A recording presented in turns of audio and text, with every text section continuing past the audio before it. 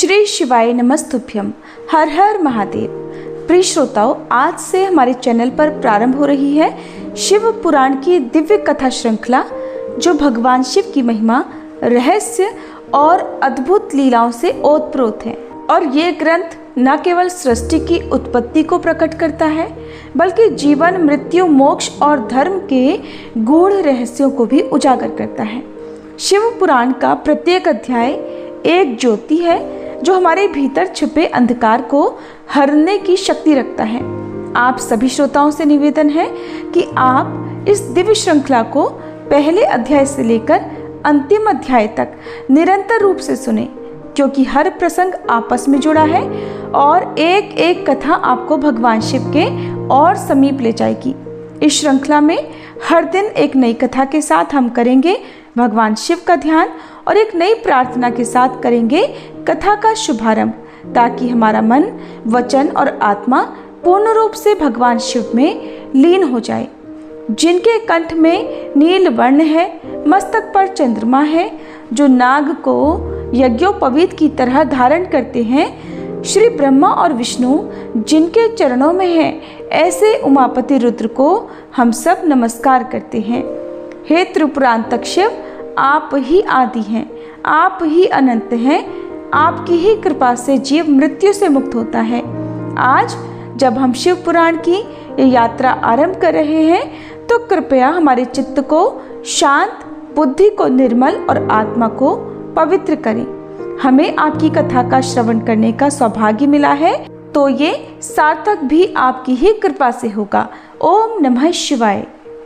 श्री शौनक जी ने पूछा, हे महाज्ञानी सूत जी, आप संपूर्ण सिद्धांतों के ज्ञाता हैं। हे प्रभु, मुझसे पुराणों की कथाओं के सार तत्व का विशेष रूप से वर्णन कीजिए। ज्ञान और वैराग्य सहित भक्ति से प्राप्त होने वाले विवेक की वृद्धि कैसे होती है, तथा साधु पुरुष किस प्रकार अपने काम, क्रोध आदि मानसिक विकारों का निवारण करते हैं। इस घोर कलयुग में जीव प्रायः आसुर स्वभाव के हो गए हैं। उस जीव समुदाय को शुद्ध बनाने के लिए सर्वश्रेष्ठ उपाय क्या है? आप इस समय मुझे ऐसा कोई शाश्वत साधन बताइए, जो कल्याणकारी वस्तुओं में भी सबसे उत्कृष्ट और परम मंगलमयी हो, तथा पवित्र करने वाले उपायों में भी सर्वोत्तम पवित्र कारक उपाय हो। हे तात, वह साधन ऐसा हो जिसके अनुष्ठान मात्र से ही अंतःकरण की विशेष शुद्धि हो जाए, तथा उससे निर्मल मन वाले पुरुष को सदा के लिए भगवान शिव की प्राप्ति हो जाए। तब श्री सूत जी कहने लगे कि हे मुनि श्रेष्ठ शौनक जी, आप धन्य हो, क्योंकि आपके हृदय में पुराण कथा सुनने का विशेष प्रेम और लालसा है। इसलिए मैं शुद्ध बुद्धि से विचार कर आपसे परम उत्तम शास्त्र का वर्णन करता हूँ। हे वत्स, वह संपूर्ण शास्त्रों के सिद्धांत से संपन्न, भक्ति आदि को बढ़ाने वाला और भगवान शिव को संतुष्ट करने वाला है। कानों के लिए रसायन अमृत स्वरूप तथा दिव्य है, तुम उसे श्रवण करो। हे मुने, वह परम उत्तम शास्त्र है शिव पुराण, जिसका पूर्व काल में भगवान शिव ने ही प्रवचन किया था। यह काल रूपी सर्प से प्राप्त होने वाले महान त्रास का विनाश करने वाला उत्तम साधन है। गुरुदेव व्यास जी ने सनत कुमार मुनि का उपदेश पाकर बड़े आदर से संक्षेप में ही इस पुराण का प्रतिपादन किया है। इस पुराण के पठन पाठन का उद्देश्य है कलयुग में उत्पन्न होने वाले मनुष्यों के परम हित का साधन। ये शिव पुराण परम उत्तम शास्त्र है और इसे भूतल पर भगवान शिव का वांग्मय स्वरूप समझना चाहिए। सभी प्रकार से इसका सेवन करना चाहिए। इसका पठन और श्रवण सर्व साधन रूप है। इससे भगवान शिव की भक्ति पाकर श्रेष्ठतम स्थिति में पहुंचा हुआ मनुष्य शीघ्र ही शिव पद को प्राप्त कर लेता है। इसलिए संपूर्ण प्रयास करके मनुष्यों ने इस पुराण को पढ़ने की इच्छा की है, अथवा इसके अध्ययन को अभीष्ट साधन माना है। इसी तरह इसका प्रेम पूर्वक श्रवण भी संपूर्ण मनोवांछित फलों को देने वाला है। भगवान शिव के इस पुराण को सुनने से मनुष्य सभी पापों से मुक्त हो जाता है और इस जीवन में बड़े बड़े उत्कृष्ट भोगों का उपभोग करके अंत में शिवलोक को प्राप्त कर लेता है। यह शिव पुराण नामक ग्रंथ 24,000 श्लोकों से युक्त है। इसकी 7 संहिताएं हैं और मनुष्य को चाहिए कि वह भक्ति, ज्ञान और वैराग्य से संपन्न हो, बड़े आदर से इसका श्रवण करे। जो हर दिन नियम से शिव पुराण को पढ़ता है या सुनता है, वह पुण्यात्मा है और इसमें बिल्कुल भी संशय नहीं है। जो उत्तम बुद्धि वाला पुरुष अंत काल में भक्ति पूर्वक इस पुराण को सुनता है, उस पर अत्यंत प्रसन्न हुए भगवान महेश्वर उसे अपना परम धाम प्रदान कर देते हैं। जो प्रतिदिन आदर पूर्वक इस शिव पुराण का पूजन करता है, वह संसार में संपूर्ण भोगों को भोग कर अंत में भगवान शिव के पद को प्राप्त कर लेता है। जो प्रतिदिन आलस्य रहित होकर रेशमी वस्त्र आदि के वेष्टन से इस शिव पुराण का सत्कार करता है, वह सदा सुखी रहता है। यह शिव पुराण निर्मल तथा भगवान शिव का सर्वस्व है। जो इस लोक और परलोक में भी सुख चाहता हो, उसे आदर के साथ प्रयत्न पूर्वक इसका श्रवण अथवा पठन पाठन करना चाहिए। यह निर्मल और उत्तम शिव पुराण धर्म, अर्थ, काम और मोक्ष चारों पुरुषार्थों को देने वाला है। अतः सदा प्रेम पूर्वक इसका श्रवण और विशेष पाठ करना चाहिए। सूत जी महाराज श्री शौनक आदि ऋषियों को शिव महापुराण की कथा सुना रहे हैं। श्री शौनक जी ने कहा, हे महाभाग सूत जी, आप धन्य हैं, परमार्थ तत्व के ज्ञाता है। आपने कृपा करके हम लोगों को ये बड़ी अद्भुत और दिव्य कथा सुनाई है। भूतल पर इस कथा के समान कल्याण का सर्वश्रेष्ठ साधन दूसरा और कोई नहीं है। ये बात हमने आज आपकी कृपा से निश्चय पूर्वक समझ ली। हे सूत जी, कलयुग में इस कथा के द्वारा कौन कौन से पापी शुद्ध होते हैं, उन्हें कृपा पूर्वक बतलाइए और इस जगत को कृतार्थ कीजिए।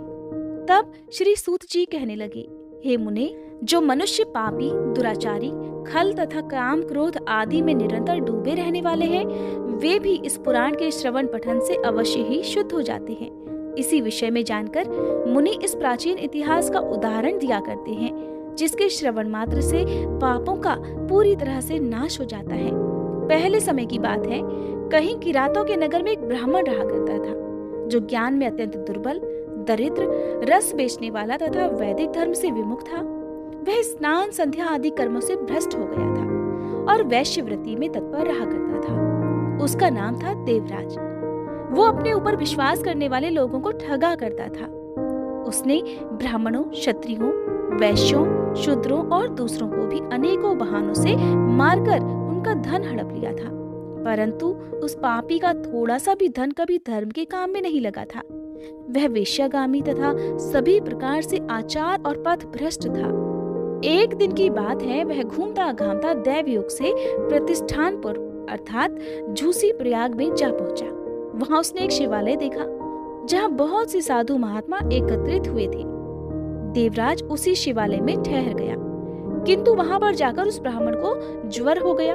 उस ज्वर से अर्थात बुखार से उसको बहुत पीड़ा होने लगी। वहां एक ब्राह्मण देवता शिव पुराण की कथा सुना रहे थे।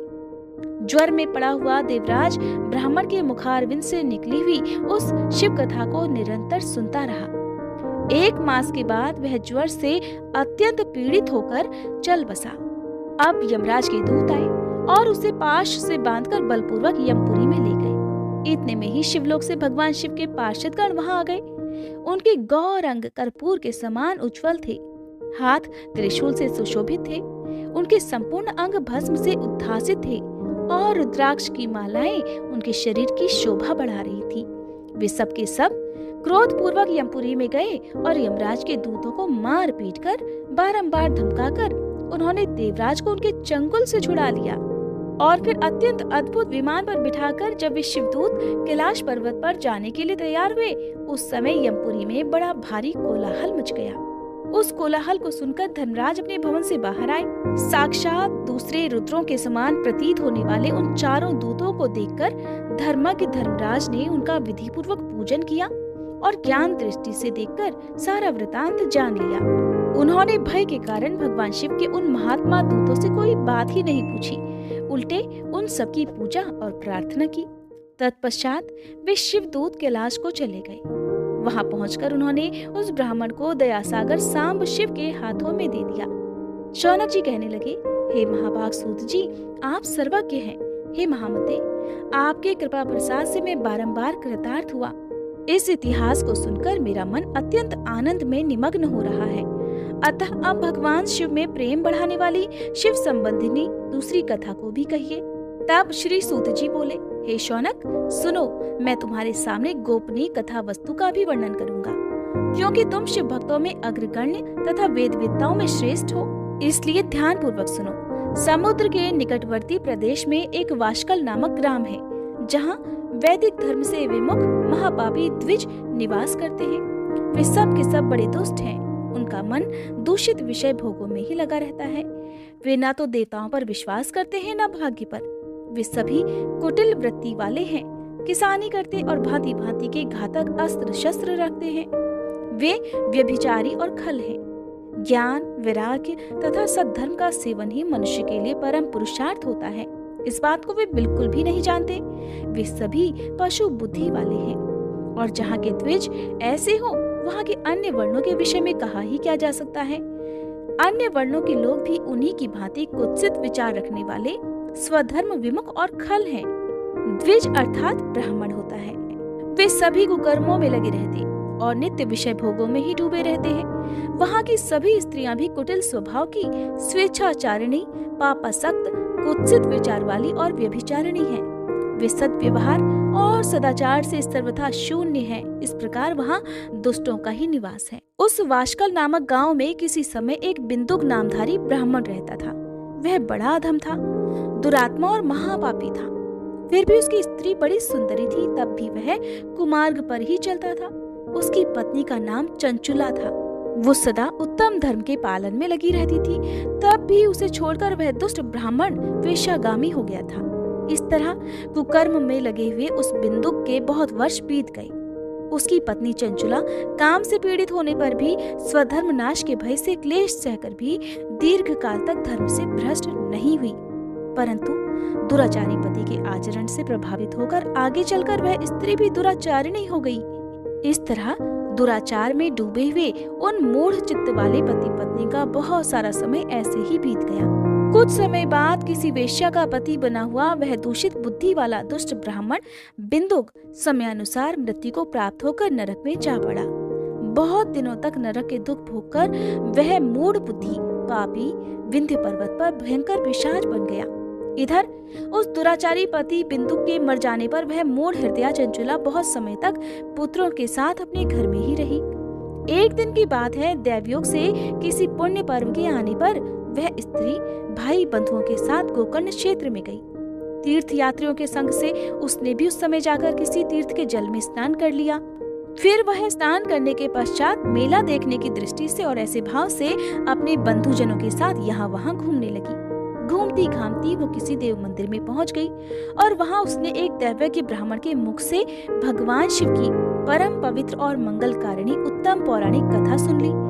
कथावाचक ब्राह्मण उस समय कह रहे थे कि जो स्त्रियां पर पुरुषों के साथ व्यभिचार करती हैं, वे मरने के बाद जब यमलोक में जाती हैं, तब यमराज के दूत उन्हें तपे हुए लोहों से दागते हैं।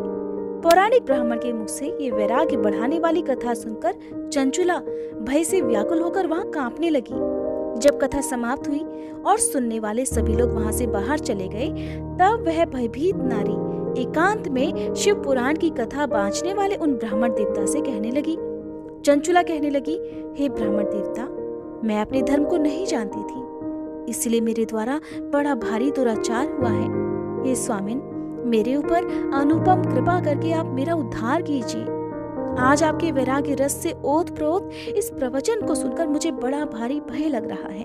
मैं कांप उठी हूँ और मुझे इस संसार से वैराग्य हो गया है। मुझ मूढ़ चित्त वाली पापिनी को धिक्कार है। मैं सर्वथा निंदा के योग्य हूँ, कुत्सित विषयों में फंसी हुई हूँ और अपने धर्म से विमुख हो गई हूँ। हाय, न जाने किस किस घोर कष्टदायक दुर्गति में मुझे पड़ना पड़ेगा, और वहाँ कौन बुद्धिमान पुरुष कुमार्ग में मन लगाने वाली मुझ पापिनी का साथ देगा। मृत्यु काल में उन भयंकर यमदूतों को मैं कैसे देखूंगी। जब वे बलपूर्वक मेरे गले में फंदे डालकर मुझे बांधेंगे, तब मैं कैसे धीरज धारण कर सकूंगी। नरक में जब मेरे शरीर के टुकड़े टुकड़े कर दिए जाएंगे, उस समय विशेष दुख देने वाली उस महायातना को मैं वहां कैसे सह सकूंगी। हाय, मैं मारी गई, मैं जल गई, मेरा हृदय विदीर्ण हो गया और मैं सब प्रकार से नष्ट हो गई, क्योंकि मैं हर तरह से पाप में ही डूबी रही हूँ। हे ब्राह्मण, अब आप ही मेरे गुरु, आप ही मेरी माता और आप ही मेरे पिता हैं। आपकी शरण में आई हुई मुझ दीन अबला का आप ही उद्धार कीजिए, केवल आप ही उद्धार कीजिए। श्री सूत जी कहते हैं, हे शौनक, इस प्रकार खेद और वैराग्य से युक्त हुई चंचुला ब्राह्मण देवता के दोनों चरणों में गिर पड़ी। तब उन बुद्धिमान ब्राह्मण ने कृपा पूर्वक उसे उठाया और इस प्रकार कहा। वह ब्राह्मण कहने लगे, हे नारी, सौभाग्य की बात है कि भगवान शंकर की कृपा से शिव पुराण की इस वैराग्य युक्त कथा को सुनकर तुम्हें समय पर चेत हो गया है। हे ब्राह्मण पत्नी, तुम डरो मत, भगवान शिव की शरण में जाओ। शिव की कृपा से सारा पाप तत्काल नष्ट हो जाता है। मैं तुमसे भगवान शिव की कीर्ति कथा से युक्त उस परम वस्तु का वर्णन करूंगा, जिससे तुम्हें सदा सुख देने वाली उत्तम गति प्राप्त हो सकेगी। शिव की उत्तम कथा सुनने मात्र से ही तुम्हारी बुद्धि इस तरह पश्चाताप से युक्त और शुद्ध हो गई है, साथ ही तुम्हारे मन में विषयों के प्रति वैराग्य भी हो गया है। पश्चाताप ही पाप करने वाले पापियों के लिए सबसे बड़ा प्रायश्चित होता है। सत्पुरुषों ने सभी के लिए पश्चाताप को ही समस्त पापों का शोधक बताया है। पश्चाताप से ही पापों की शुद्धि होती है। जो पश्चाताप करता है वही वास्तव में पापों का प्रायश्चित भी करता है, क्योंकि सत्पुरुषों ने समस्त पापों की शुद्धि के लिए प्रायश्चित का ही उपदेश किया है। वह सभी पश्चाताप से संपन्न हो जाता है। जो पुरुष विधि पूर्वक प्रायश्चित करके निर्भय हो जाता है पर अपने कुकर्म के लिए पश्चाताप नहीं करता, उसे प्रायः उत्तम गति प्राप्त नहीं होती, परंतु जिसे अपने कुकृत्य पर हार्दिक अर्थात दिल से पश्चाताप होता है, वह अवश्य उत्तम गति का भागीदार होता है, इसमें कोई संशय नहीं। इस शिव पुराण की कथा सुनने से जैसी चित्त शुद्धि होती है, वैसी दूसरे उपायों से नहीं हो पाती। जैसे दर्पण साफ करने पर निर्मल हो जाता है, ठीक उसी प्रकार इस शिव पुराण की कथा से मन भी अत्यंत शुद्ध हो जाता है, इसमें कोई संशय नहीं। मनुष्यों के शुद्ध चित्त में जगदम्बा पार्वती सहित भगवान शिव विराजमान रहते हैं। इससे वह विशुद्धात्मा पुरुष श्री सांब सदाशिव के पद को प्राप्त होता है। इस उत्तम कथा का श्रवण समस्त मनुष्यों के लिए कल्याण का बीज है, अतः यथोचित मार्ग से इसकी आराधना अथवा सेवा करनी चाहिए। यह भवबंधन रूपी रोगों का नाश करने वाली है। भगवान शिव की कथा को सुनकर फिर अपने हृदय में उसका मनन और निधिध्यासन करना चाहिए। इससे मन पूर्णतया शुद्ध हो जाता है। मन की शुद्धि होने से महेश्वर की भक्ति अपने दोनों पुत्रों अर्थात ज्ञान और वैराग्य के साथ निश्चय ही प्रकट होती है। तत्पश्चात महेश्वर के अनुग्रह से दिव्य मुक्ति प्राप्त होती है, इसमें कोई संशय नहीं। जो मुक्ति से वंचित है उसे पशु समझना चाहिए, क्योंकि उसका मन माया के बंधन में आसक्त है। वह निश्चय ही संसार बंधन से मुक्त नहीं हो पाता। हे ब्राह्मण पत्नी, इसलिए तुम विषयों से मन को हटा लो और भक्ति भाव से भगवान शंकर की इस परम पावन कथा को सुनो। परमात्मा शंकर की इस कथा को सुनने से तुम्हारे मन की शुद्धि होगी और इससे तुम्हें मोक्ष की प्राप्ति हो जाएगी। जो निर्मल मन से भगवान शिव के चरणार बिंदुओं का चिंतन करता है, उसका एक ही जन्म में मुक्ति हो जाती है। ये मैं तुमसे सत्य कहता हूँ। सूत जी कहते हैं, हे शौनक जी, इतना कहकर वे श्रेष्ठ शिव भक्त चुप हो गए। उनका हृदय करुणा से आर्द्र हो गया। वे शुद्ध चित्त भगवान शिव के ध्यान में ही मगन हो गए। तदंतर बिंदुक की पत्नी चंचला मन ही मन प्रसन्न हो उठी। ब्राह्मण का उक्त उपदेश सुनकर उसके नेत्रों में आनंद के आंसू छलक आए थे। वह ब्राह्मण पत्नी चंचला हर्ष भरे हृदय से उन श्रेष्ठ ब्राह्मण के दोनों चरणों में गिर पड़ी और हाथ जोड़कर कहने लगी, हे ब्राह्मण देवता, मैं कृतार्थ हो गई।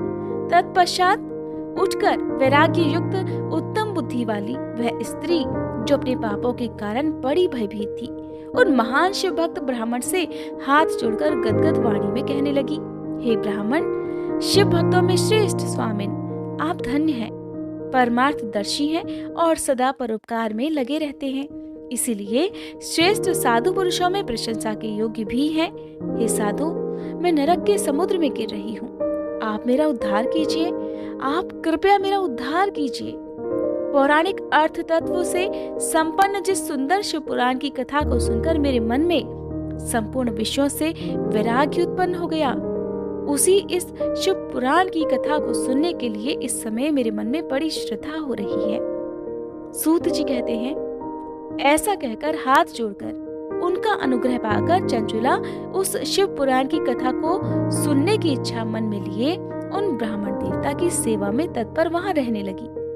तदंतर शिव भक्तों में श्रेष्ठ और शुद्ध बुद्धि वाले उन ब्राह्मण देवता ने उसी स्थान पर उस स्त्री को शिव पुराण की उत्तम कथा सुनाई। इस प्रकार उस गोकर्ण नामक महाक्षेत्र में उन्हीं श्रेष्ठ ब्राह्मण से उसने शिव पुराण की परम उत्तम कथा सुनी, जो भक्ति, ज्ञान और वैरागी को बढ़ाने वाली तथा मुक्ति देने वाली है। उस परम उत्तम कथा को सुनकर वह ब्राह्मण पत्नी अत्यंत कृतार्थ हो गई। उसका मन शीघ्र ही शुद्ध हो गया और फिर भगवान शिव के अनुग्रह से उसके हृदय में शिव के सगुण रूप का चिंतन होने लगा। इस प्रकार उसने भगवान शिव में लगी रहने वाली उत्तम बुद्धि पाकर भगवान शिव के सच्चिदानंदमय स्वरूप का बारंबार चिंतन प्रारंभ किया। तत्पश्चात समय के पूरे होने पर भक्ति, ज्ञान और वैराग्य से युक्त हुई चंचुला ने अपने शरीर को बिना किसी कष्ट के त्याग दिया। इतने में ही त्रिपुर शत्रु भगवान शिव का भेजा हुआ एक दिव्य विमान द्रुत गति से वहां पहुंचा, जो उनके अपने गणों से संयुक्त और भांति भांति के शोभा साधनों से संपन्न था। चंचुला उस विमान पर आरूढ़ हो गई, अर्थात विराजमान हो गई, और भगवान शिव के श्रेष्ठ पार्षदों ने उसे तत्काल शिवपुरी में पहुंचा दिया। उसके सारे कलह क्लेश, उसके सारे पाप धुल चुके थे। वह दिव्य रूप धारिणी दिव्यांगना हो गई थी। उसके दिव्य अवयव उसकी शोभा बढ़ा रहे थे। मस्तक पर अर्धचंद्र का मुकुट धारण किए हुए वह गौरांगी देवी शोभाशाली दिव्य आभूषणों से विभूषित थी। शिवपुरी में पहुंचकर उसने सनातन देवता त्रिनेत्रधारी महादेव जी को देखा। सभी मुख्य देवतागण उनकी सेवा में खड़े हुए थे। गणेश जी, भृंगी, नंदीश्वर तथा वीरभद्रेश्वर आदि उनकी सेवा में उत्तम भक्ति भाव से उपस्थित थे। उनकी अंग कांति करोड़ों सूर्यों के समान प्रकाशित हो रही थी। कंठ में नील चिन्ह शोभा पा रहा था। 5 मुख और प्रत्येक मुख में 3-3 नेत्र थे। मस्तक पर अर्धचंद्राकार मुकुट शोभा बढ़ा रहा था। उन्होंने अपने वामांग भाग में गौरी देवी को बिठा रखा था, जो विद्युत पुंज के समान प्रकाशित थी। गौरीवती महादेव जी की कांति कपूर के समान गौर थी। उनका सारा शरीर श्वेत भस्म से भासित था। शरीर पर श्वेत वस्त्र शोभा पा रहे थे। इस प्रकार परम उज्जवल भगवान शंकर का दर्शन करके वह ब्राह्मण पत्नी चंचुला बहुत प्रसन्न हुई। अत्यंत प्रीति युक्त होकर उसने बड़ी उतावली के साथ भगवान को बारंबार नतमस्तक होकर प्रणाम किया और फिर हाथ जोड़कर वह बड़े प्रेम, आनंद और संतोष से युक्त होकर विनीत भाव से खड़ी हो गई। उसके नेत्रों से आनंदाश्रुओं की अविरल धारा बहने लगी तथा संपूर्ण शरीर में रोमांच हो उठा। उस समय भगवती पार्वती और भगवान शंकर ने उसे बड़ी करुणा के साथ अपने पास बुलाया और सौम्य दृष्टि से उसकी ओर देखा। पार्वती जी ने तो दिव्य रूप धारिणी बिंदुक प्रिया चंचुला को प्रेम पूर्वक उसी क्षण अपनी सखी बना लिया। वह उस परमानंद घन ज्योति स्वरूप सनातन धाम में अविचल निवास पाकर दिव्य सौख्य से संपन्न होकर अक्षय सुख का अनुभव करने लगी। सूत जी कहने लगे, हे शौनक, एक दिन परमानंद में निमग्न हुई चंचुला ने उमा देवी के पास जाकर प्रणाम किया और दोनों हाथ जोड़कर वह उनकी स्तुति करने लगी। चंचुला इस प्रकार कहने लगी, हे गिरिराज नंदिनी स्कंद माता उमे, मनुष्य ने सदा ही आपका भक्ति पूर्वक पूजन किया है। समस्त सुखों को देने वाली शंभु प्रिय आप ब्रह्म स्वरूपिणी हैं, विष्णु और ब्रह्मा आदि देवताओं द्वारा सेवित हैं। आप ही सगुणा और निर्गुणा हैं तथा आप ही सूक्ष्म सच्चिदानंद स्वरूपिणी आद्या प्रकृति हैं।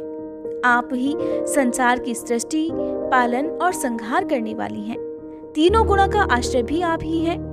ब्रह्मा, विष्णु और महेश्वर इन तीनों देवताओं का आवास स्थान तथा उनकी उत्तम प्रतिष्ठा करने वाली पराशक्ति आप ही हैं। सूत जी कहते हैं, हे शौनक जी, जिसे सद्गति प्राप्त हो चुकी थी वह चंचुला इस प्रकार महेश्वर पत्नी उमा जी की स्तुति करके सिर झुकाए चुप हो गई। उसके नेत्रों में प्रेम के आंसू उमड़ आए।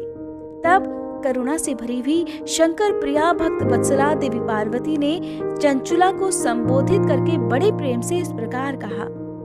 देवी पार्वती कहने लगी, हे सखी चंचुले, हे सुंदरी, मैं तुम्हारी की हुई इस स्तुति से बहुत प्रसन्न हूँ। बोलो क्या वर मांगती हो? तुम्हारे लिए मुझे कुछ भी अधेय नहीं है। देवी पार्वती की बात सुनकर चंचुला कहने लगी, हे निष्पाप गिरिराज कुमारी, मेरे पति बिंदु किस समय कहाँ हैं, उनकी कैसी गति हुई है कि मैं नहीं जानती। हे कल्याणमयी दीनवत्सले, मैं अपने उन पतिदेव से जिस प्रकार संयुक्त हो सकूं वैसा ही उपाय कीजिए। हे महेश्वरी, हे महादेवी, मेरे पति एक शूद्र जाति वेश्या के प्रति आसक्त थे और पाप में ही डूबे रहते थे। उनकी मृत्यु मुझसे पहले ही हो गई थी। अब न जाने वे किस गति को प्राप्त हुए, मुझे कुछ नहीं पता। गिरिजा बोली, हे बेटी, तुम्हारा बिंदुक नाम वाला पति बड़ा पापी था। उसका अंतःकरण बड़ा ही दूषित था। वेश्या का उपभोग करने वाला वह महामूढ़ मरने के बाद नरक में पड़ा। अगणित वर्षों तक नरक में नाना प्रकार के दुख भोगकर वह पापात्मा अपने शेष पाप को भोगने के लिए विंध्य पर्वत पर पिशाच बना हुआ है और इस समय वह पिशाच अवस्था में ही है और नाना प्रकार के क्लेश और कष्ट उठा रहा है। वह दुष्ट वहीं वायु पीकर रहता है और सदा सब प्रकार के कष्ट सहता रहता है।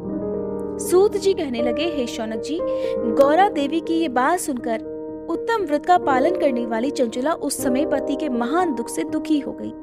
फिर अपने मन को स्थिर करके उस ब्राह्मण पत्नी ने व्यथित हृदय से महेश्वरी को प्रणाम करके पुनः पूछा, हे महेश्वरी, हे महादेवी, मुझ पर कृपा कीजिए और दूषित कर्म करने वाले मेरे उस दुष्ट पति का अब उद्धार कर दीजिए।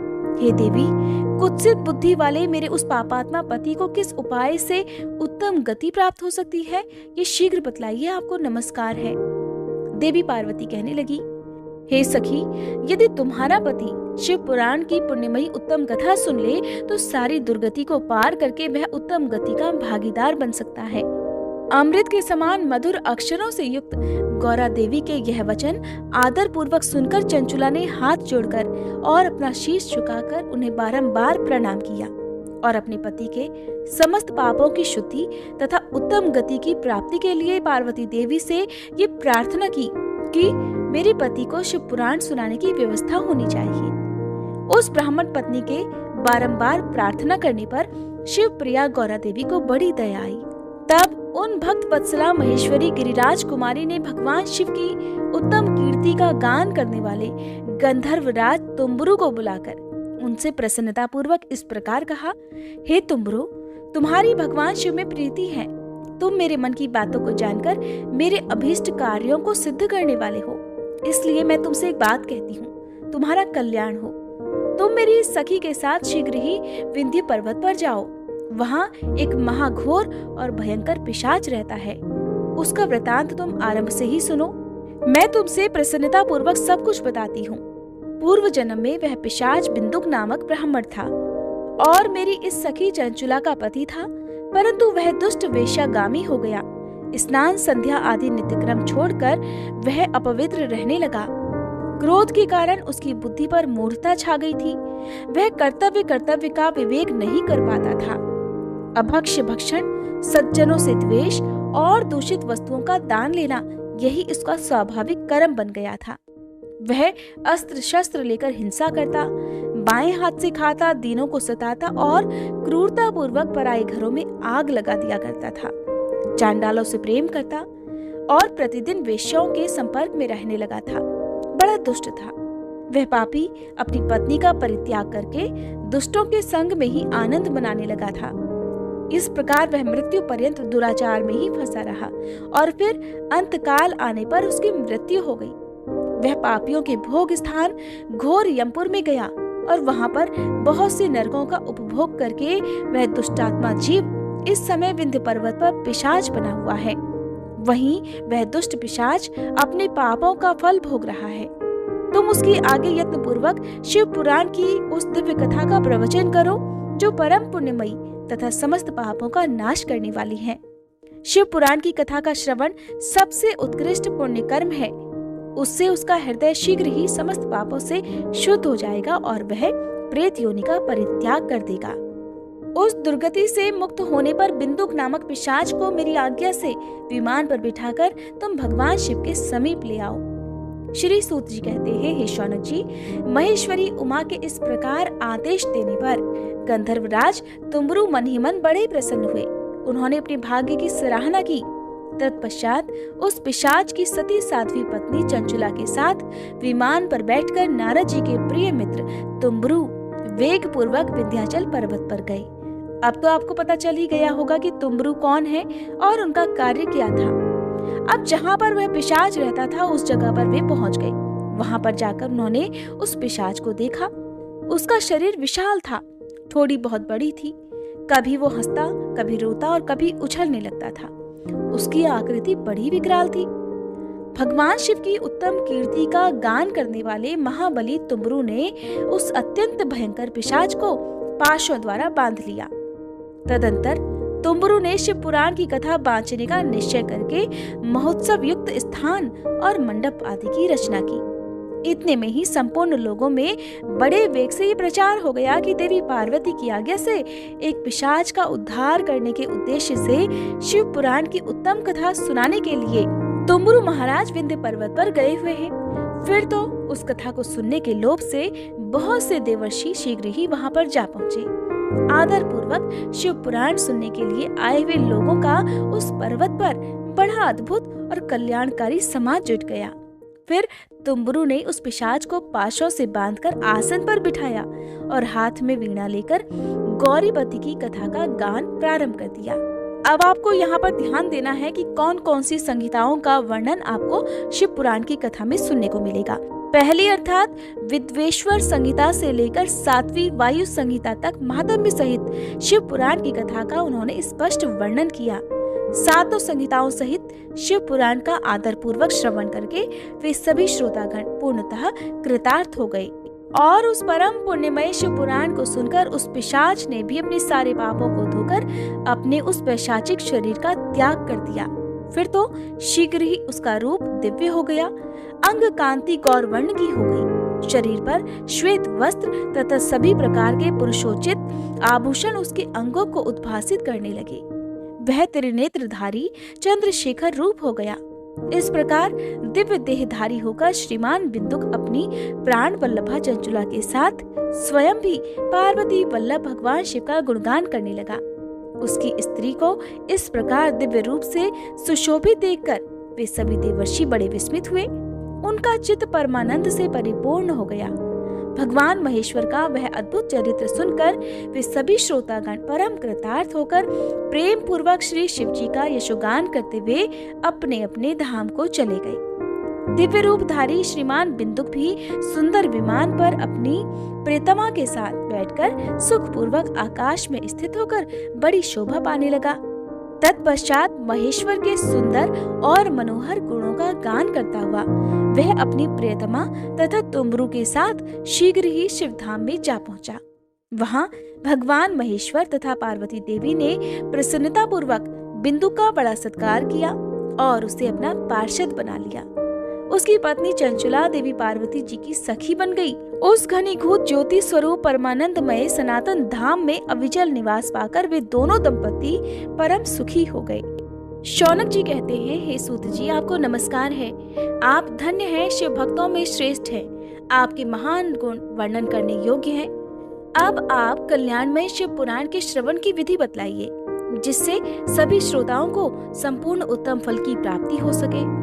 तब सूत जी महाराज कहने लगे कि हे मुनि शौनक, अब मैं तुम्हें संपूर्ण फल की प्राप्ति के लिए शिव पुराण के श्रवण की विधि बता रहा हूँ। ध्यान पूर्वक सुनो।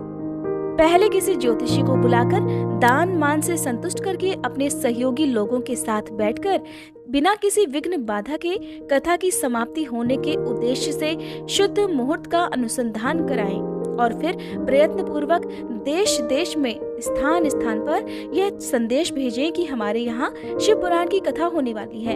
अपने कल्याण की इच्छा रखने वाले लोगों को उसे सुनने के लिए अवश्य पधारना चाहिए। कुछ लोग भगवान श्रीहरि की कथा से बहुत दूर पड़ गए हैं। कितने ही स्त्री शूद्र आदि भगवान शंकर के कथा कीर्तन से वंचित रहते हैं। उन सभी को भी सूचना मिल जाए, ऐसा प्रबंध करना चाहिए। देश देश के जिस भी कोने में जो भगवान शिव के भक्त हों तथा शिव कथा के कीर्तन और श्रवण के लिए उत्सुक हों, उन सभी को आदर पूर्वक बुलवाना चाहिए और आए हुए लोगों का सभी प्रकार से आदर सत्कार करना चाहिए। शिव मंदिर में, तीर्थ में, वन प्रांत में अथवा घर में शिव पुराण की कथा सुनने के लिए उत्तम स्थान का निर्माण करना चाहिए। केले के खंभों से सुशोभित एक ऊंचा कथा मंडप तैयार कराएं, उसे सब ओर से फल पुष्प आदि से तथा सुंदर चंदोवे से अलंकृत करें और चारों ओर ध्वजा पता लगाकर तरह तरह के सामानों से सजाकर सुंदर शोभा संपन्न बना दें। भगवान शिव के प्रति सभी प्रकार से उत्तम भक्ति करनी चाहिए, वही सब तरह से आनंद का विधान करने वाली है। परमात्मा भगवान शंकर के लिए दिव्य आसन का निर्माण करना चाहिए तथा कथावाचक के लिए भी एक ऐसा दिव्य आसन बनाना चाहिए जो उनके लिए सुखद हो सके। हे मुने, नियम पूर्वक कथा सुनने वाले श्रोताओं के लिए भी यथा योग्य सुंदर स्थानों की व्यवस्था करनी चाहिए। अन्य लोगों के लिए साधारण स्थान ही रखना चाहिए, जिसके मुख से निकली हुई वाणी देहधारियों के लिए कामधेनु के समान अभीष्ट फल देने वाली होती है। उस पुराण वेत्ता विद्वान वक्ता के प्रति तुच्छ बुद्धि कभी नहीं करनी चाहिए। संसार में जन्म तथा गुणों के कारण बहुत से गुरु होते हैं, परंतु उन सभी में पुराणों का ज्ञाता विद्वान ही सबसे परम गुरु माना जाता है। पुराण वेत्ता पवित्र, दक्ष, शांत, ईर्ष्या पर विजय पाने वाला, साधु और दयालु होना चाहिए। ऐसा प्रवचन कुशल विद्वान इस पुण्यमयी कथा को कहे। सूर्योदय से आरंभ करके 3:30 पहर तक उत्तम बुद्धि वाले विद्वान पुरुष को शिव पुराण की कथा सम्यक रीति से बांचनी चाहिए। मध्याह्न काल में 2 घड़ी तक कथा बंद रखनी चाहिए, जिससे कथा कीर्तन से अवकाश पाकर लोग अपना अपना कार्य कर सकें। कथा प्रारंभ होने से एक दिन पहले व्रत ग्रहण करने के लिए वक्ता को शौर करा लेना चाहिए। जिन दिनों कथा हो रही हो उन दिनों प्रयत्न पूर्वक प्रातः काल का सारा नित्य कर्म संक्षेप से ही कर लेना चाहिए। वक्ता के पास उसकी सहायता के लिए एक दूसरा वैसा ही विद्वान स्थापित करना चाहिए और वह भी सभी प्रकार के संशयों को निवृत्त करने में समर्थ और लोगों को समझाने में कुशल होना चाहिए। कथा में आने वाले विघ्नों की निवृत्ति के लिए गणेश जी का पूजन सर्वप्रथम करना चाहिए। कथा के स्वामी भगवान शिव की तथा विशेषतः शिव पुराण की पुस्तक की भक्ति भाव से पूजा करें। तत्पश्चात उत्तम बुद्धि वाला श्रोता तन मन से शुद्ध और प्रसन्नचित होकर आदर पूर्वक शिव पुराण की कथा सुने। जो भी वक्ता और श्रोता अनेक प्रकार के कर्मों में भटक रहे हों, काम आदि 6 विकारों से युक्त हों, स्त्री में आसक्ति रखते हों और पाखंड पूर्ण बातें कहते हों, वे पुण्य के भागीदार कभी नहीं होते। जो लौकिक चिंता तथा धन, ग्रह और पुत्र आदि की चिंता को छोड़कर कथा में मन लगाए रहते हैं, उन शुद्ध बुद्धि पुरुषों को उत्तम फल की प्राप्ति होती है। आप सभी श्रोतागणों को एक जानकारी दे दूं कि आप सभी शिव महापुराण की इस कथा को घर पर जिस भी समय सुनते हैं, उस समय कोशिश यही करनी चाहिए कि आपके आसपास कोई भी किसी भी प्रकार का विघ्न आपकी इस कथा में ना हो। आप जब भी कथा सुने तो उस समय आपका मन शांत होना चाहिए। पूरी तरह से भगवान में ध्यान लगाकर आप उस कथा में इस तरह डूब जाएं कि आपको ऐसा लगना चाहिए कि सारा दृश्य आपके सामने उपस्थित हो गया है। उसे ही कहते हैं कि आप पूरी तरह से तन्मय होकर कथा सुन रहे हैं। और रही बात, जिस तरह से अभी इस कथा में बताया गया है कि आपको अपने आसपास कथा प्रारंभ करने से पहले सूचना दे देनी चाहिए कि आपके घर पर शिव महापुराण की कथा होने वाली है, तो ऐसा आपको तभी करना है जब आपके घर पर खुद आपने शिव महापुराण की कथा का पाठ रखवाया हो। जब आप मोबाइल के द्वारा इन कथाओं को सुनते हैं तब आपके लिए ऐसा करना बिल्कुल भी जरूरी नहीं है। लेकिन हाँ, अगर आप हो सके तो इन कथाओं को मोबाइल पर, चाहे वो किसी भी माध्यम से हो, चाहे वो फेसबुक हो, व्हाट्सएप हो, स्टेटस हो, उसके माध्यम से आप इन कथाओं को दूसरे लोगों तक भेज सकते हैं। लेकिन इन कथाओं का संदेश आपको उन्हीं लोगों तक भेजना है जो कि भगवान में विश्वास रखते हो, जो कि सच्चे मन से शिव महापुराण की कथाएं सुनना चाहते हो। ऐसा ना हो कि आपने ऐसे लोगों को ये वीडियो शेयर कर दी जो उसमें बिल्कुल भी इंटरेस्ट ना रखते हो या उनका भगवान में विश्वास ही ना हो। कहते हैं आप जिस भी कथा को सुनते हैं या पढ़ते हैं, यदि आप उसका प्रसार करते हैं तो उसका कई गुना पुण्य भी आपको प्राप्त होता है। यही कारण है कि जब भी हमारे घर में चाहे शिव महापुराण की कथा का पाठ हो, सत्यनारायण भगवान की कथा हो, तो हम अपने आसपास के या अपने रिश्तेदारों को सूचित कर देते हैं कि आज हमारे घर पर ये कथा प्रारंभ होने वाली है, आप सभी समय से आकर कथा का रसपान कर सकते हैं। अब क्योंकि जमाना बदल रहा है, डिजिटल जमाना हो चुका है, तो लोग मोबाइल पर ही इन कथाओं का नियमित रूप से श्रवण कर लेते हैं। ऐसे में हो सके तो आप चाहे वो मेरे चैनल पर वीडियोस देखते हैं या किसी और के चैनल पर देखते हैं, जो भी वीडियो आपको पसंद आती है उसको ज़्यादा से ज़्यादा लोगों तक आप शेयर कर दिया करें। यहाँ पर श्री सूत जी महाराज बहुत ही आवश्यक नियम बता रहे हैं जो कि श्रोताओं के लिए सबसे जरूरी होता है। जो लौकिक चिंता और धन, गृह, पुत्र आदि की चिंता को छोड़कर कथा में मन लगाए रहते हैं, उन शुद्ध बुद्धि पुरुषों को और उन शुद्ध बुद्धि भक्तों को उत्तम फल की प्राप्ति होती है। जो श्रोता श्रद्धा और भक्ति से युक्त होते हैं, दूसरे कर्मों में मन नहीं लगाते, यानी कि कथा सुनते समय उनका सारा ध्यान केवल कथा में ही रहता है, और जो भक्त मौन, पवित्र और उद्वेग शून्य होते हैं, वे ही पुण्य के भागीदार होते हैं। कहते हैं कि जब भी आप किसी भी भगवान की कथा सुनते हैं, तब आपको अपनी आंखें बंद कर मन की आंखों से सारे दृश्य को देखना चाहिए। सूत जी कहने लगे, हे शौनक जी, अब शिव पुराण सुनने का व्रत लेने वाले पुरुषों के लिए जो नियम बताए गए हैं, उन्हें भी भक्ति पूर्वक सुनो। नियम पूर्वक इस श्रेष्ठ कथा को सुनने से बिना किसी विघ्न बाधा के उत्तम फल की प्राप्ति होती है। जो लोग दीक्षा से रहित हैं, उनका कथा श्रवण में अधिकार नहीं है। अतः हे मुने, कथा सुनने की इच्छा वाले सभी लोगों को पहले वक्ता से दीक्षा ग्रहण कर लेनी चाहिए। जो लोग नियम से कथा सुने, उन्हें ब्रह्मचर्य से रहना चाहिए, धरती पर सोना चाहिए, पत्तलों में खाना, और प्रतिदिन कथा समाप्त होने पर ही अन्न ग्रहण करना चाहिए। जिसमें शक्ति हो वह पुराण की समाप्ति तक उपवास करके शुद्धता पूर्वक भक्ति भाव से उत्तम शिव पुराण को सुनना चाहिए। इस कथा का व्रत लेने वाले पुरुष को प्रतिदिन एक बार ही हविष्यांत भोजन करना चाहिए, अर्थात शुद्ध सात्विक भोजन करना चाहिए। जिस प्रकार से कथा श्रवण का नियम सुख पूर्वक सध सके, वैसे ही करना चाहिए। गरिष्ठ अन्न, दाल, जला हुआ अन्न, सेम, मसूर, भाव दूषित तथा बासी अन्न को खाकर कथाव्रती पुरुष कभी भी कथा को ना सुने।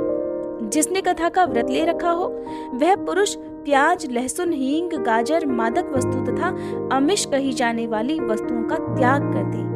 कथा का व्रत लेने वाला पुरुष या भक्त काम, क्रोध आदि 6 विकारों को, ब्राह्मणों की निंदा को तथा पतिव्रता और साधु संतों की निंदा को भी त्याग दे। कथाव्रती भक्त प्रतिदिन सत्य, शौच, दया, मौन, सरलता, विनय तथा हार्दिक उदारता, इन सद्गुणों को सदा अपनाए रहे। श्रोता निष्काम हो या सकाम, वह नियम पूर्वक कथा सुने। सकाम पुरुष अपनी अभीष्ट कामना को प्राप्त करता है और निष्काम पुरुष मोक्ष पा लेता है। अर्थात कर्म ही करना मनुष्य का कर्तव्य होना चाहिए, फल की चिंता नहीं करना चाहिए। कर्म ऐसे होने चाहिए जो कि सभी प्राणियों के हित में हो। ऐसा ना हो कि कर्म आप करते जा रहे हैं, चाहे उनसे दूसरे प्राणियों को नुकसान हो रहा हो, तो ऐसे किए गए कर्मों का आपको सिर्फ पाप ही भुगतने मिलेगा। दरिद्र, क्षय का रोगी, पापी, भाग्यहीन तथा संतान रहित भक्तों को भी इस उत्तम कथा को सुनना चाहिए। काक, पंथिया आदि जो 7 प्रकार की दुष्टा स्त्रियां हैं, वे तथा जिसका गर्भ गिर जाता हो, वह, इन सभी को शिव पुराण की उत्तम कथा अवश्य सुननी चाहिए। हे मुने, स्त्री हो या पुरुष, सभी को यत्न पूर्वक विधि विधान से शिव पुराण की यह उत्तम कथा अवश्य सुननी चाहिए। हे महर्षि, इस तरह शिव पुराण की कथा के पाठ और श्रवण संबंधी यज्ञोत्सव की समाप्ति होने पर श्रोताओं को भक्ति और प्रयत्न पूर्वक भगवान शिव की पूजा की भांति पुराण पुस्तक की भी पूजा करनी चाहिए। तदंतर विधि पूर्वक वक्ता का भी पूजन करना आवश्यक है। पुस्तक को आच्छादित करने के लिए अर्थात ढकने के लिए नवीन और सुंदर बस्ता बनावे। उसे बांधने के लिए दृढ़ और दिव्य डोरी लगानी चाहिए। फिर उसका विधिवत पूजन करना चाहिए। हे मुनिश्रेष्ठ, इस प्रकार महान उत्सव के साथ पुस्तक और वक्ता की विधिवत पूजा करके वक्ता की सहायता के लिए स्थापित किए हुए पंडित जी का भी उसी के अनुसार धन आदि के द्वारा उससे कुछ ही कम सत्कार करना चाहिए। वहां आए हुए ब्राह्मणों को अन्न, धन आदि का दान करना चाहिए। साथ ही गीत, वाद्य और नृत्य आदि के द्वारा महान उत्सव की रचना करनी चाहिए। हे शौनक जी, यदि श्रोता विरक्त हो तो उसके लिए कथा समाप्ति के दिन विशेष रूप से उस गीता का पाठ करना चाहिए जिसे श्री रामचंद्र जी के प्रति भगवान शिव ने कहा था। यदि श्रोता गृहस्थ हो तो उस बुद्धिमान को उस श्रवण कर्म की शांति के लिए शुद्ध हविष्य के द्वारा होम करना चाहिए। हे मुने, रुद्र संहिता के प्रत्येक श्लोक द्वारा होम करना उचित होता है अथवा गायत्री मंत्र से ही होम करना चाहिए, क्योंकि वास्तव में यह पुराण गायत्री मय ही है अथवा इन सब के अतिरिक्त शिव पंचाक्षर मूल मंत्र से हवन करना उचित है। होम करने की शक्ति न हो तो विद्वान पुरुष यथाशक्ति हवनीय भविष्य का ब्राह्मण को दान करे। घर में किसी भी प्रकार के दोष की शांति के लिए भक्ति पूर्वक शिव सहस्त्र नाम का पाठ अथवा श्रवण करना चाहिए। इससे सब कुछ सफल हो जाता है, इसमें कोई संशय नहीं, क्योंकि तीनों लोकों में उससे बढ़कर कोई वस्तु नहीं है। कथा श्रवण संबंधी व्रत की पूर्णता की सिद्धि के लिए 11 ब्राह्मणों को मधु मिश्रित खीर का भोजन कराना चाहिए और उन्हें दक्षिणा देनी चाहिए। हे मुने, यदि शक्ति हो तो 3 तोले सोने का एक सुंदर सिंहासन बनवाएं और उस पर उत्तम अक्षरों में लिखी अथवा लिखवाई गई शिव पुराण की पोथी विधि पूर्वक स्थापित करनी चाहिए। तत्पश्चात पुरुष को उसकी आह्वान आदि विविध उपचारों से पूजा करके दक्षिणा चढ़ानी चाहिए। फिर जितेंद्रीय आचार्य का वस्त्र आभूषण और ग्रंथ आदि से पूजन करके दक्षिणा सहित वह पुस्तक उन्हें समर्पित कर देनी चाहिए। उत्तम बुद्धि वाला श्रोता इस प्रकार भगवान शिव के संतोष के लिए पुस्तक का दान करे। हे शौनक जी, इस पुराण के दान के प्रभाव से भगवान शिव का अनुग्रह पाकर पुरुष भवबंधन से मुक्त हो जाता है। इसी तरह विधि विधान का पालन करने पर श्री संपन्न शिव पुराण संपूर्ण फल को देने वाला तथा भोग और मोक्ष का दाता होता है। हे मुने, शिव पुराण का वह सारा महात्म्य जो संपूर्ण अभीष्ट को देने वाला है, मैंने तुम्हें कह सुनाया। अब और क्या सुनना चाहते हो? महाशिव पुराण को समस्त पुराणों के माथे का तिलक माना गया है। ये भगवान शिव को अत्यंत प्रिय, रमणीय तथा भव रोग का निवारण करने वाला है। जो भक्त सदा भगवान शिव का ध्यान करते हैं, जिनकी वाणी भगवान शिव के गुणों की स्तुति करती है और जिनके दोनों कान उनकी कथा का श्रवण करते हैं, इस जीव जगत में उन्हीं का जन्म लेना सफल माना गया है। वे निश्चय ही संसार सागर से पार हो जाते हैं। भिन्न भिन्न प्रकार के समस्त गुण जिनके सच्चिदानंदमय स्वरूप का कभी स्पर्श नहीं करते, जो अपनी महिमा जगत के बाहर और भीतर भासमान है तथा जो मन के बाहर और भीतर वाणी और मनोवृत्ति रूप में प्रकाशित होते हैं, उन अनंत आनंद घन रूप परम शिव की मैं शरण लेता हूँ। जय भोलेनाथ। आज के अध्याय में बस इतना ही और अध्याय का समापन अब हम सभी भगवान शिव की आरती के साथ करेंगे। इसके आगे की कथा आप सभी कल की वीडियो में जरूर सुनिएगा। ओम जय शिव ओमकारा, स्वामी जय शिव ओमकारा। ब्रह्मा विष्णु सदा शिव, ब्रह्मा विष्णु सदा शिव, अर्धांगी धारा। ओम जय शिव ओमकारा। एकानन चतुरानन पंचानन राजे, स्वामी पंचानन राजे। हंसासन गरुड़ासन वृषवाहन साजे। ओम जय शिव ओमकारा। 2 भुज 4 चतुर्भुज 10 भुज अति सोहे, स्वामी 10 भुज अति सोहे। त्रिगुण रूप निरखता त्रिभुवन जन मोहे। ओम जय शिव ओमकारा। अक्षमाला वनमाला मुंडमाला धारी, स्वामी मुंडमाला धारी। चंदन मृग मद सोहे भाले शशिधारी। ओम जय शिव ओमकारा। श्वेतांबर पीतांबर बाघांबर अंगे, स्वामी बाघांबर अंगे। सनकादिक गरुड़ादिक भूतादिक संगे। ओम जय शिव ओमकारा। कर के मध्य कमंडल चक्र त्रिशूलधारी, स्वामी चक्र त्रिशूलधारी। सुखकारी दुखहारी जग पालनकारी। ओम जय शिव ओमकारा। ब्रह्मा विष्णु सदा शिव जानत अविवेका, स्वामी जानत अविवेका। प्रणवाक्षर में शोभित ये तीनों एका। ओम जय शिव ओमकारा। त्रिगुण स्वामी जी की आरती जो कोई नर गावे, स्वामी जो कोई नर गावे। कहत शिवानंद स्वामी, रटत भोलानंद स्वामी, सुख संपत्ति पावे। ओम जय शिव ओमकारा, ओम जय शिव ओमकारा, स्वामी जय शिव ओमकारा। ब्रह्मा विष्णु सदा शिव, अर्धांगी धारा। ओम जय शिव ओम